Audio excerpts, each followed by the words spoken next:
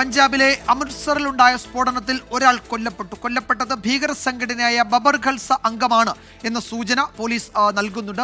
മജുദ road ബൈപ്പാസിൽ bomb സ്ഥാപിക്കുന്നതിനിടെയാണ് ഇയാൾ കൊല്ലപ്പെട്ടത് എന്നാണ് റിപ്പോർട്ട്. വിനീത വി ജി വിവരങ്ങൾ നൽകും ഡൽഹിയിൽ നിന്ന്. വിനീത, ഇയാൾ ഈ ബബർ ഖൽസ സംഘടനയിലെ ഭീകര സംഘടനയിലെ അംഗമാണെന്ന് സ്ഥിരീകരിച്ചിട്ടുണ്ടോ?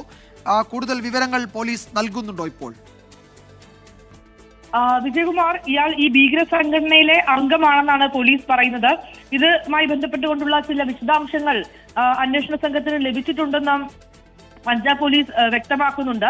കൊല്ലപ്പെട്ടത് ഭീകര സംഘടനയായ ബബർ ഖൽസ അംഗമാകാനാണ് സാധ്യത എന്നാണ് പോലീസ് പറയുന്നത്. ഇതുമായി ബന്ധപ്പെട്ടുകൊണ്ടുള്ള തെളിവുകളും സൂചനകളും ലഭ്യമായതായും പോലീസ് പറയുന്നുണ്ട്. ഇന്ന് രാവിലെ 9:30 കൂടിയാണ് അമൃത്സറിലെ ഈ മജിദ ബൈപ്പാസിൽ ഈ സ്ഫോടനം ഉണ്ടാവുന്നത്. ഇതിൽ ഒരാൾക്ക് ഗുരുതരമായി പരിക്കേറ്റിട്ടുണ്ടായിരുന്നു. ഈ പരിക്കേറ്റയാൾ ഈ സ്ഫോടനം നടത്താനായി, അവിടെ ബോംബ് സ്ഥാപിക്കാനായി എത്തിയ ആളാണെന്നാണ് പോലീസ് വ്യക്തമാക്കിയിരിക്കുന്നത്. ഇയാൾക്ക് ഗുരുതരമായി പരിക്കേറ്റതിനെ തുടർന്ന് ആശുപത്രിയിൽ പ്രവേശിപ്പിച്ചിട്ടുണ്ടായിരുന്നു. പിന്നീട് ഇയാളുടെ മരണം സ്ഥിരീകരിക്കുകയായിരുന്നു.